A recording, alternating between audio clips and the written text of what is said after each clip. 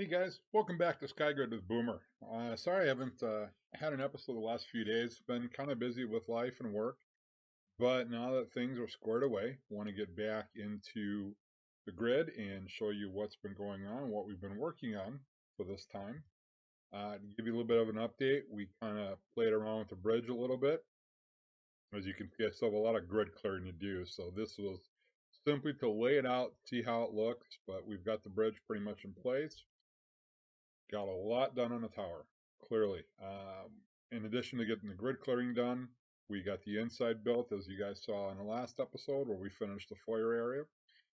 Inside the foyer, we did add a little bit of lighting just to make it a little bit brighter if you didn't have glowing on your helmet or if you didn't turn on night vision on the server.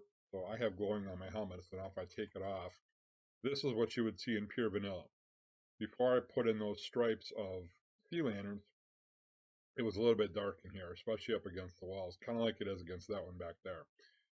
So with glowing on it, gives you a little bit of a different look, but you get the idea. And then outside of this, I've been working on getting all of the, I don't know what you would call these diamond star pieces in place. And I can already see I made a mistake on this one. So I'm going to have some work I have to undo on a couple of them. But I'll show you what it should look like over here. There's supposed to be that gap in there because that's where the bridge attaches. So I have to go back and undo that. And then you can see we've got the support structures in place for the circle that's up there. There's a little bit more grid clearing right there that needs to be done before I can finish putting in all the platform and the lights on that side. We'll go up to the top just to give you an idea. Looking down in, actually, you know what? I got a better view. Let's go up here. I kind of call it my toilet bowl. This will all be sealed in. There'll be another floor put in place for shops and all the things that will be up here. But you can kind of see, get an idea just how massive this is. So I'm going to go fix that mess and I'll be right back. All right, guys. So we did get the other area fixed. And now we have the last side all the way down. Gotta love these new scaffoldings. So we got the, oops, pick this back up. So we got the other side fixed, and now you can see this side is also as it should be. 2 at the bottom, 4 at the top with that opening. The back side here is where I forgot to leave the opening for the bridge that will be here as this area gets cleared out. And that's what I'm going to be working on, is continuing to grid clear. Right now, I need to go back and push back that way, simply to finish that circular platform so I can start enclosing the base on top. I've had a couple of design ideas, and we're going to go up here just to look at this. One would be to take this wall straight up, probably 12 or 13 blocks, give me enough room for storage and farms and whatever else I need.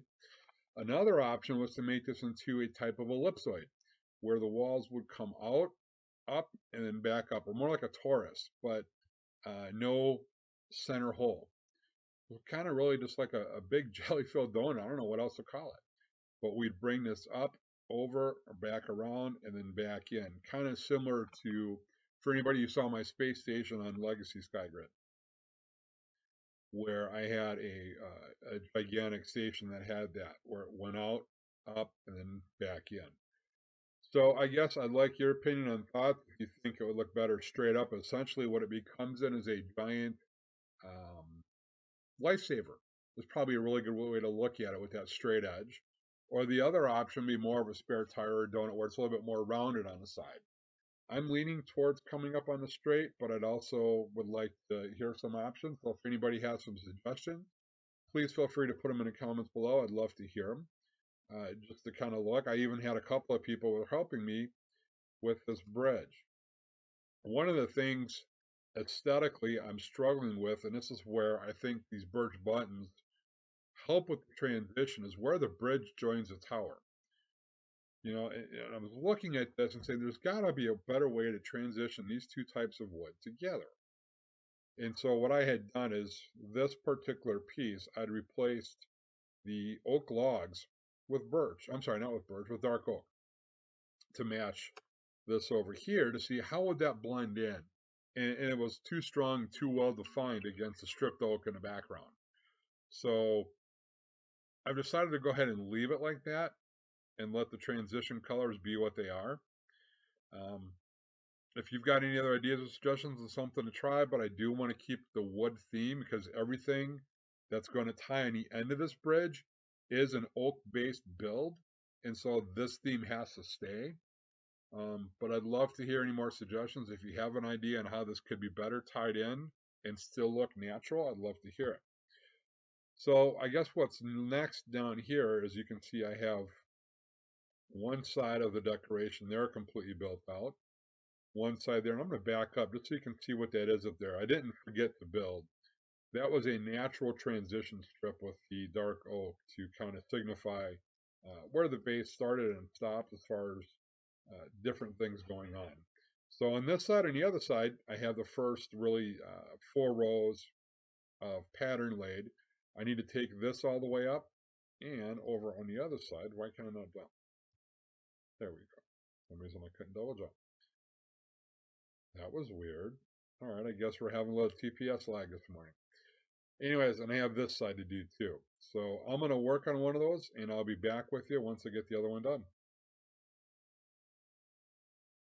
Hey guys, I'm back. All right, it took a while here. For you, it was probably about 2 seconds. For me, it was close to 2 days.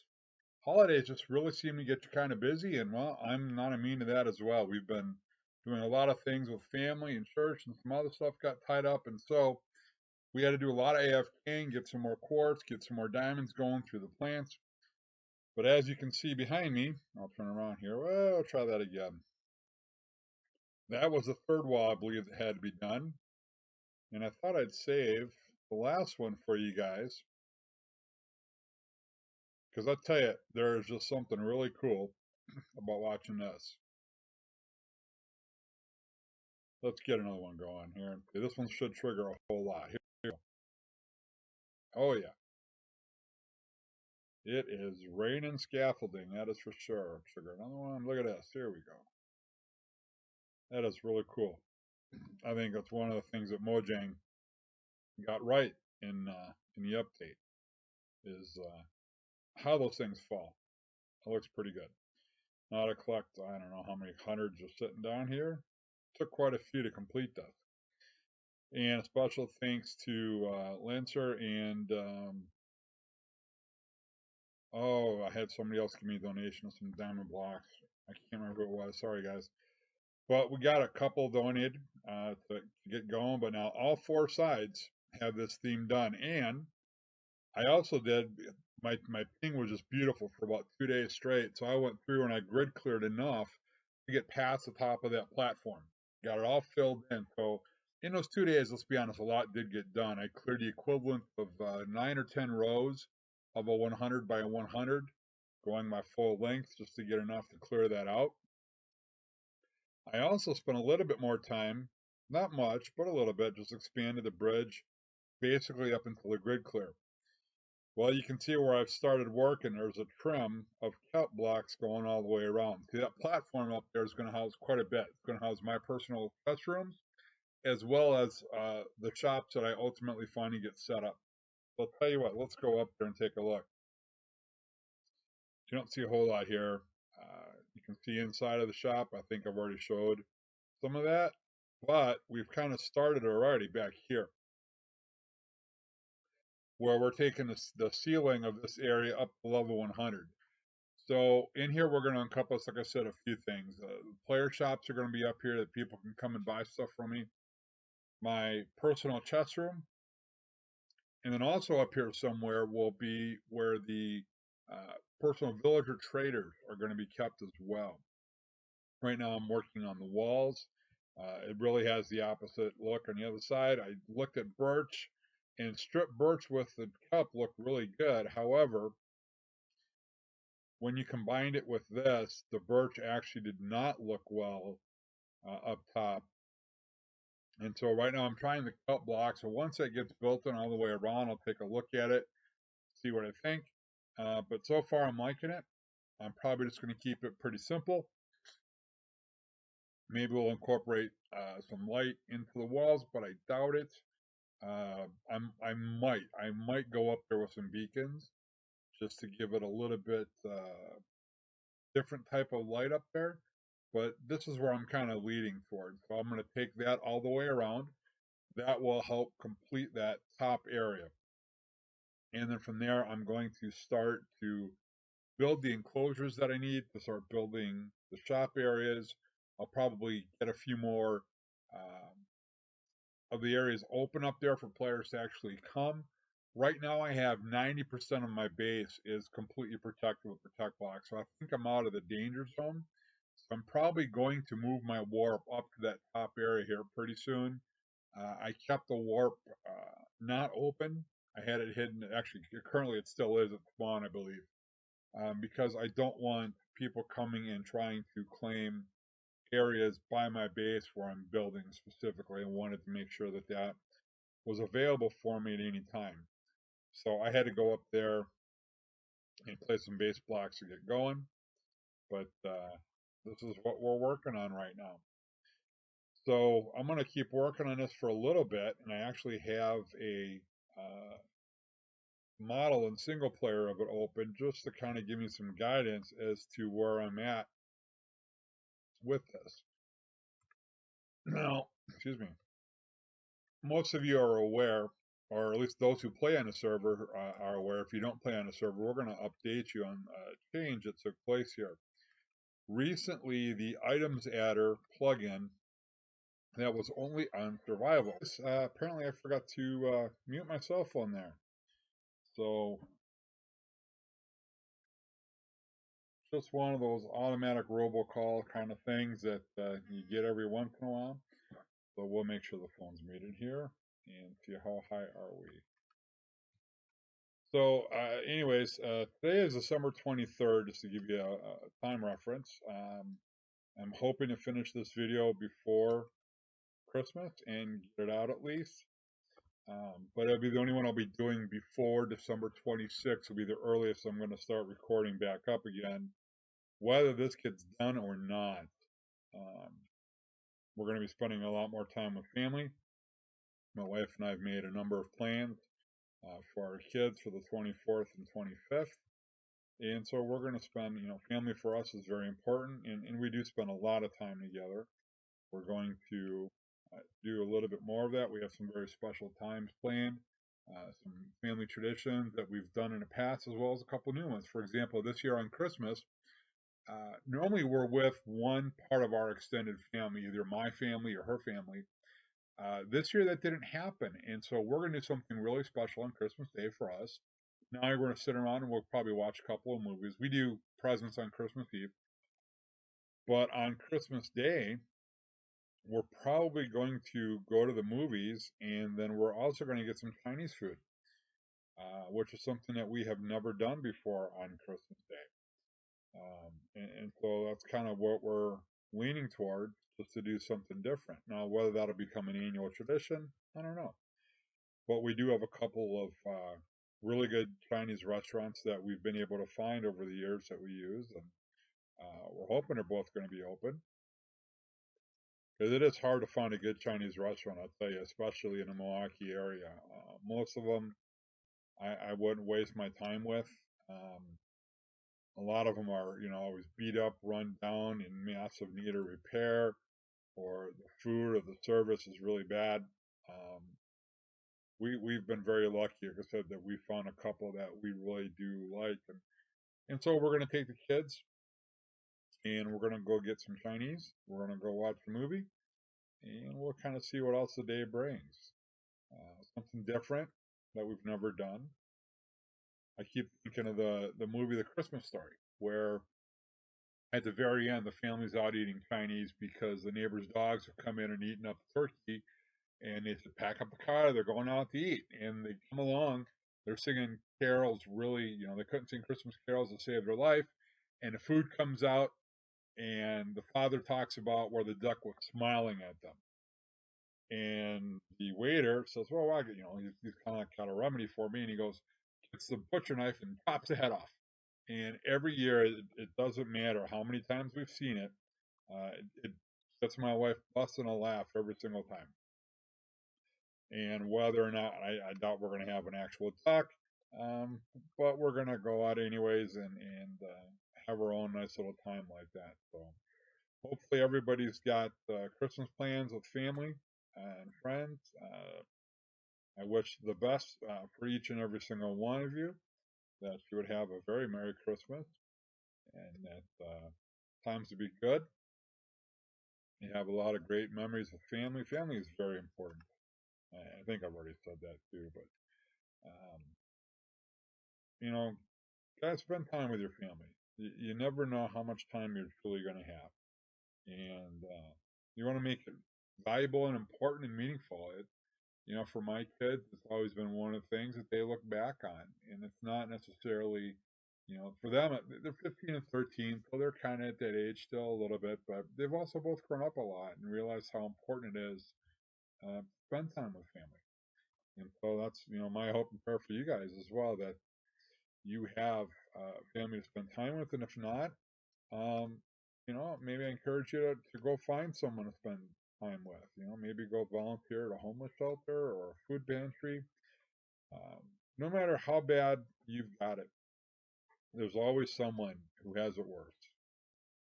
And so always be thankful and grateful for the things and the people that you do have.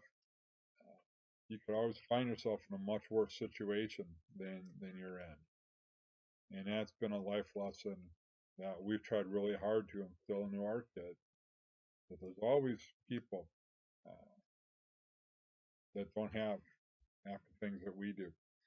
Um, I don't know a lot of people that complain about builds and health conditions and challenges, and my answer to that would be, well, again, think about it.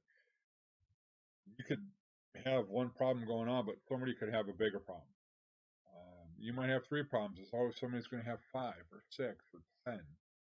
You look in the United States, we're supposedly the richest country in the world, and we have the highest homeless population, not just of citizens, but even former U.S. military men and women who have fought and caved for this country, and our government can't even remember where they're at and do things about it. So thank veterans for the service. Find a reason to be thankful. If you really can't find a reason to be thankful, I don't think you're putting forth any effort. Me and the blessings that I have in my life and the people that I have in my life and what I get to do for a living, I truly am blessed. The Lord's been good to us, and I am not in any position at all to be whining or complaining about something. And my wife got some really bad news today. She has MS, and she got news that there's a potential life-threatening virus that she has as a result of her medication. And for her to have to come off of this medication would be devastating because it's the most advanced medication there is for MS. And now she's got to go in for an MRI to confirm it. And if so, this creates a challenge for her. Fortunately, it's not like you can go to Walmart and, you've got 50 different options there for a headache. For MS, there's roughly 14 or 15 drugs, and she's on the most powerful one that exists. And so if she has to come off of this because of the life-threatening factor this one creates, um, it's going to be harder for her. And even through that, we can still find reasons to be thankful and celebrate the things that we do have. And so for us, these kind of times become even more important and more special to us. So that's my prayer for you. And with that, guys, it's taken a few days to get to this point. I do want to get this episode out to you. I'm going to keep building. I'm going to keep working on this wall, but I thought I'd have a quick little my encouragement for the holidays, and we hope to see you soon. And be safe. Love one another. Love your family members, guys. Have a great time, and don't forget, you got to go Boomer, and you got to go home. Merry Christmas. We'll see you later.